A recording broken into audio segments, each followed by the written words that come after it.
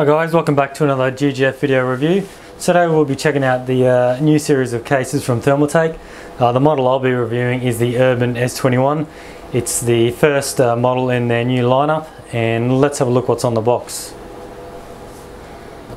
Here's the box here. All we see on the front is a picture of the case, the name Urban S21, and we have internal USB 3 by the looks of it, going by that. I'll look at that later. That's got some info on that side, same again on that side, and just some other info there which is the same on this side. So what I'll do is we'll just go through some of this here, just make sure we can see that. So the model of this one is the Urban S21. The part number is VP800A1W2N. Probably don't need to know that. It's a mid-tower. The dimensions are 438mm high, 185 wide, and it's 497mm deep. It weighs 5.2 kilos. It's got a transparent window. Its exterior and interior is all black, which is good to see. It's always good having a nice black case. Let's see what else we got. Cooling system here. So the fans we get a front intake fan and a rear exhaust fan. They're both 120mm, and you've got optional fans that you can fit in for the top, the side, and the bottom, and they're all 120s as well. Dry bays, we have 3 CD-ROM bays and one 3.5 inch. They'll be up the top, and then we have the hidden, which are down below. We have 5 3.5 inch bays, which are your hard drive bays, and we have one 2.5 inch, which would be a SSD drive bay there. 7 expansion slots. This will just fit a standard case. Sorry, a standard motherboard. It won't fit a extreme 7 slotter or something like that. USB 3, we've got 2 at the front, and we have the audio microphone and headphone on the front as well. Standard power supply. I'll test the length of that. It's got water cooling to support various types of tubing through the 2 rear holes. And for your CPU cooler height limitation, it'll be 155mm. That'll be coming out from the motherboard to the side panel, so you can see how high you can have one. I'll test that out later. And your VGA length is 320mm, and I'll test that out later as well and show you guys. So that's pretty much it on the box. Let's open it up and we'll see what we get inside. So there's the case there, taken out of the box. It is relatively small. I'll show you the other new case, which is the Chaser A31. So you can see in comparison, it is a fair bit smaller. I would say the width and the length are the same, but it's just the height is quite a fair bit. Oh, it's not too much, probably about 15 centimeters, 150mm or so. Put that over there. Alright, so I'll just go around this. Actually, I might start with the front. So that's the front there. Just make sure you can get a good view on that. Okay, so there's the front there. We got this nice protective coating. I'll just take that off now. That's good to see that it comes with that. I actually didn't know this was a swing door, but it looked like it might have been a push door, but that's actually really nice. It's got a nice magnet in there. We've actually got some more plastic protection coating on here as well. So okay, I just moved the camera so you can see the front a bit better. It was a bit dark before. So as you can see, you've got 2 USB 3 there, your headphone jack and your microphone jack. So hopefully you can see the door a bit better now. Up and down, it's a nice looking door, and it just swings over there. So straight away we got your 3 CD-ROM bays, your 5.25 inch bays there. You've got 1, 2, 3. These just simply open by sort of just pull this little switch in, and they just swing open, and they're just sort of a sturdy plastic. So that's the same for everything on the front here. You've got your external access hard drive or floppy bay cover, same thing there. And that just pops back in like that. And then going down a bit further, we've got your fan filter, which is pretty sweet. That's just got a mesh filter on there. That's your access to your standard 120mm fan, and that just clips on. and then slides back on that. So it does look nice, and with the door on, it just cleans it up even more. And going from the top of the case, I'll just tilt that forward a bit, get a shot on there. So that there is just your power button and your LED. So your power button, your reset button, and your hard drive LED there. And then further up the top of the case, we've just got a the mesh for a 120mm fan, I think, by the looks of it, or it might not be a fan at all. I'll cover that when I go inside the case, and we'll see what goes there. On to the left side, we just have a clear side window. That'll purely just show pretty much your CPU cooler. It's not very large, and then we have room for a 120mm fan down below. And to undo the side panel, just 2 screws, one on the top, one on the bottom, pretty much standard. And then it just slides out like that. And then inside we just get your little manual on setting it up, and then we just get your box of screws, which is pretty standard these days as well. A couple more inside in a tick. We'll just move this around to the back so you can see what's on the back. So we have your I/O shield, goes in there with access to your motherboard ports. We've got your 120mm fan on the back, which is already installed, and then we have your 1, 2, 3, 4, 5, 6, 7 PCI slots there, and then your power supply goes in the bottom. I'll stick in a power supply later, and we'll see how long and what size we can get in those ones. I'll just pull the back side panel off.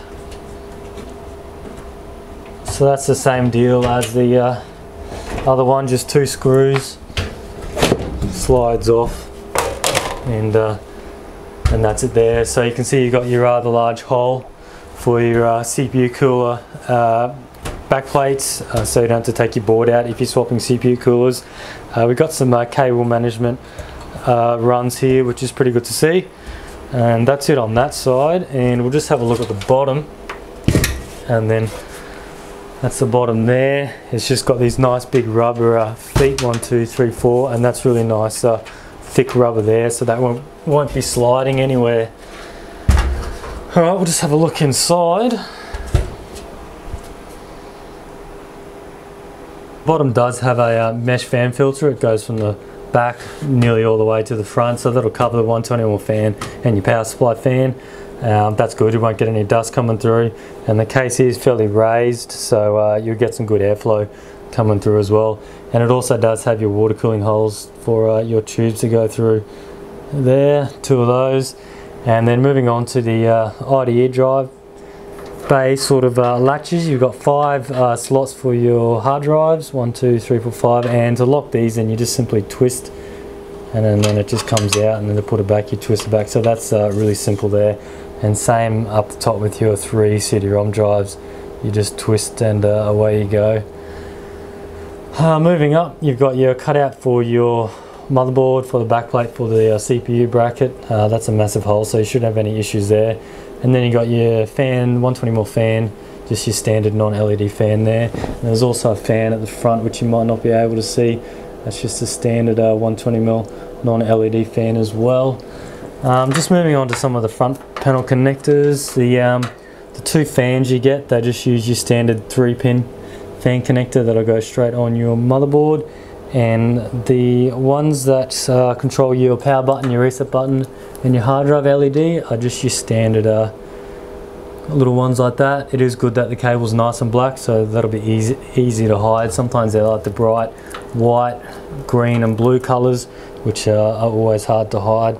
And then we've got your HD audio for the front, and then you've got your internal USB 3 cable, which is great to see, because then if you're running boards that have the header straight on them, you don't need to worry about looping it in and out like some cases have.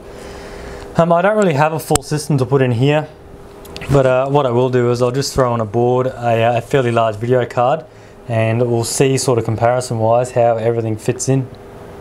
The best way to show you how everything went in here is to do a top-down view. I was quite impressed with everything I managed to get in here. First off, the CPU cooler. It's a massive OC Frio from Thermaltake, so that is a massive cooler. I think it's over kilos. That's a Gigabyte 680, so that's a pretty big card right there, and you can see it's nearly touching the hard drive. I guess you wouldn't be able to fit it side by side with the hard drive and the VGA card because you've got to get your SATA. But you notice they've actually stopped the hard drive rails a bit from the top. That allows you to fit a double height video card all the way further a bit, so you don't have to worry about that. But I guess if you're doing SLI and you want to fit five hard drives in, you just have to make sure the cards aren't as long as this 680. And I've also got a socket 2011 board. It is a large board and everything fits in there, no worries. So we'll just have a look at your power supply. I didn't actually have any spare power supplies on hand. We'll just do a quick measurement. Until the bottom fan, you'll be able to get a 170mm power supply in there. But I guess if you didn't want the bottom fan, you can just go as long as you want, and there's going to be no power supply long enough that'll hit those hard drives on the front. Next off, I'll just show you how easy it is to install one of these hard drives. So pretty much just twist this to the unlock, take that out, slide your drive in, get the holes lined up, drop this back in and just turn it like that, and that's it, it's in. I guess if you're traveling around a bit to lands and that, you can put 2 screws in the other side, so I would recommend doing that. But for standard home use, those drives are locked in like that, ready to go. Moving up, the clearance for your clearance for your CPU cooler, going from the bottom of the motherboard to the top, you're looking at about 170mm again, so the same as the power supply.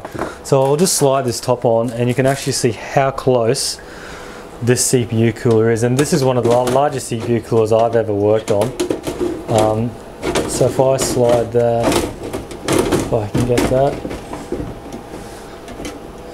if I slide that on there like that, so that's it there, and there is literally no room between that cooler and the side panel. So it does fit, it fits fine, but at least you know whatever other cooler you're going to put in, it's going to fit, no worries. Moving on to the right side, you can see the CPU cut out. There's tons of room there for your back plates and that, so you'll have no issues with swapping coolers without having to take the board out. The only issue for my concern is the gap you've got between the side panel and the motherboard tray. It's probably not even worth measuring this because you've just got no room at all, so all your cables are going to have to go down the side here, which isn't too bad. You can still hide them all quite nicely along here. It's just that you won't be able to route a heap of cables in this back part here because there's just no room at all. Pretty much it for this review. As you can see, everything fits in great. This Urban S21 is the first model of this range, so it is the cheapest, it is the smallest, but as you can see, everything went in fine. You can fit a large power supply in there, no worries. It'll be a great sort of road case if you're going to lands and that. It's really, really light. You can fit 5 hard drives, 6 up there if you want, and a couple of CD, DVD, Blu-ray drives and all that. So thanks for watching, thanks to Thermaltake for sending me this case, and subscribe for more videos.